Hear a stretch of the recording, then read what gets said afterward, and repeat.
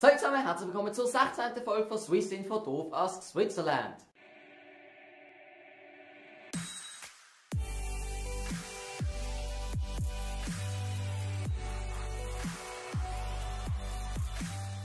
Tja, und nicht mehr lang, dann ist es soweit. Am 14. Juni wird über 4 verschiedene Volksinitiativen abgestimmt, von denen, die dazu berechtigt sind. Ich bin leider nicht berechtigt, ich bin zu jung dafür. Spreche das bitte nicht an, sonst werde ich hässig. Aber es ist schon wirklich mal Zeit, dass wir uns mit dem befassen, was abgestimmt werden soll. In den nächsten 4 Swiss-Infos werden darum die 4 Initiativen erklärt. Bei jeder solchen Swiss-Info ist unten dran in der Videobeschreibung als erstes ein Link, darüber steht zum Abstimmungsvideo. Was könnte das jetzt heißen? Ich habe mir gedacht, es wäre noch interessant herauszufinden, wie meine Zuschauer so über die Initiative denken. Darum gibt es bei jeder Swiss-Info, wo um irgendetwas geht, wo man abstimmen kann, ab jetzt den Link zum Abstimmungsvideo. Und wenn ihr beim Abstimmungsvideo sind, dann könnt ihr mit einem Like sagen, ich will, dass die Änderung, oder in dem Fall die Initiative durchkommt, oder mit einem Dislike, ich will, dass sie abgelehnt wird.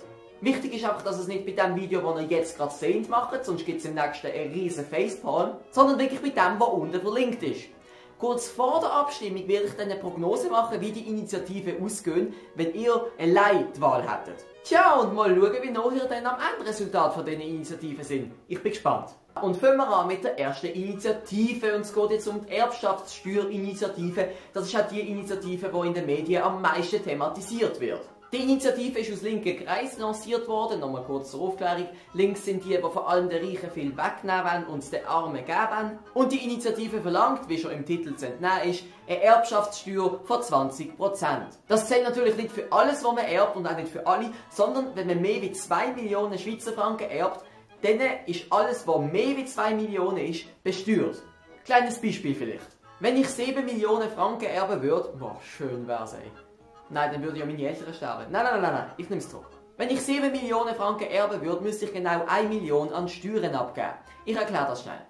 Von den ersten 2 Millionen muss ich noch gar nichts abgeben. Dann bleiben mir noch 5 übrig. Von diesen 5 muss ich 20%, nicht 2, sondern 20% versteuern, sind also 1 Million. 1 Million sind 20% von 5 Millionen. Wenn ich aber zum Beispiel 102 Millionen erbe, muss ich 20 Millionen abgeben. Weil die ersten 2 Millionen werden nicht besteuert, das heisst es bleiben noch 100 übrig, von denen werden 20% besteuert, das heisst 20% fallen weg, das sind 20 Millionen. Das zählt nicht nur für Geld, wenn man Immobilien, das sind Häuser erbt oder Schmuck, dann muss man, wenn es mehr als 2 Millionen wert ist, auch alles besteuern, was drüber ist. Das Geld wird zu 2/3 in die AHV gehen und zu 1/3 an den jeweiligen Kanton. Vielleicht noch ganz kurz, was die AHV ist. Alters- und Hinterbliebenenvorsorge, die zahlt den alten Leuten ihre Pension. Und junge Leute, die noch arbeiten, zahlen einen gewissen Teil von ihrem Lohn an die AHV. Das Problem ist, dass es immer mehr Alte und immer weniger Junge gibt. Darum ist die AHV immer mehr in Schwierigkeiten und man überlegt sich jetzt, auf welche Art man Geld in die AHV oder mehr Geld in die AHV bringen könnte. Ich fange jetzt mit dem Pro-Argument an und nachher kommen die Kontra-Argumente. Die Befürworter von dieser Initiative argumentieren unter anderem damit, dass die Initiative nur für die ganz Reichen zählen würde, nämlich für die mehr als 2 Millionen erben. Auf diese Art soll sichergestellt werden, dass die sowieso schon genug erben, um sich im Alter selber zu versorgen können, auch ein bisschen einen Beitrag dazu leisten, dass es den Ärmeren im Alter auch gut geht. Ein weiteres Befürworterargument ist, dass der Abstand von den reichsten 10% vom Land und den ärmsten 10% vom Land immer grösser wird.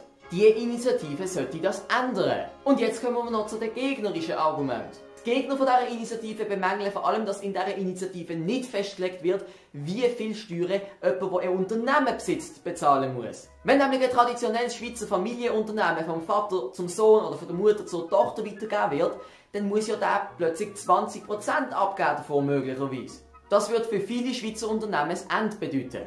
Die Befürworter von der Initiative wiederum sagen, das Parlament, also der National- und Ständerat, wird festlegen, ab wie viel Millionen Unternehmenwert man das besteuern muss. Und weil der National- und Ständerat vor allem bürgerlich geprägt sind, würden die dortigen Parlamentarier natürlich so entscheiden, dass Unternehmen erst ab einem richtig hohen Wert besteuert würden. Trotzdem glaubt nicht jeder diesem Argument und wirklich, weil es nicht festgelegt ist, ist das ein klarer Minuspunkt. Aus Sicht der Gegner natürlich. Ein weiteres Argument für den Gegner ist, dass die vielleicht knapp über 2 Millionen erben, also zum Beispiel 3 oder so, und damit ein kleines privates Unternehmen aufbauen könnten, am meisten bestraft werden. Sie sagen nämlich, dass es denen, die richtig superreich sind und mit dem Geld nichts machen wollen, eigentlich am Arsch vorbeigeht, wenn sie von diesem Geld 20% abgeben müssen.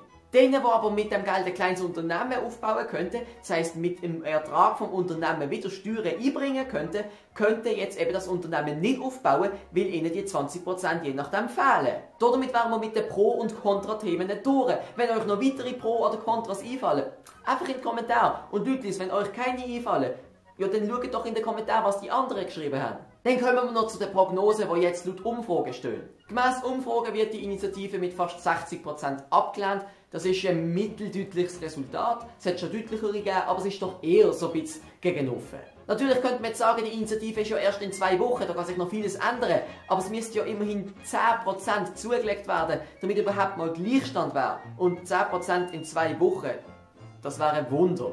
Das hat noch nie irgendjemand geschafft und das wird es vermutlich auch nie geben. Tja, und jetzt bleibt uns dann noch der Blick hinter die Kulissen. Wie stimmt ihr? Denkt dran, das Abstimmungsvideo einfach anklicken und dort liken für Initiative annehmen oder disliken für Initiative ablehnen. Dabei spielt es auch gar keine Rolle, ob ihr schon stimmberechtigt sind oder nicht. Es geht einfach um eure Meinung. Und wie gesagt, nehmt nicht nur das Video als Infoquelle. Tut euch auch noch ein bisschen in den Pro- und in den Kontra-Argument informieren. Nicht, dass es dann heisst, ja, der Lionel hat euch verleitet, das und das zu stimmen. Ansonsten sehen wir uns bei der nächsten Swiss Info, wo die nächste Initiative erklärt wird und auch dort wird es wieder ein Abstimmungsvideo geben. Ich liebe so Sachen. Ich wünsche euch noch einen schönen Tag und damit... Ja, jetzt kommt's. Ich bin so oft angesprochen worden auf das, es ist fast unglaublich. Tschüss!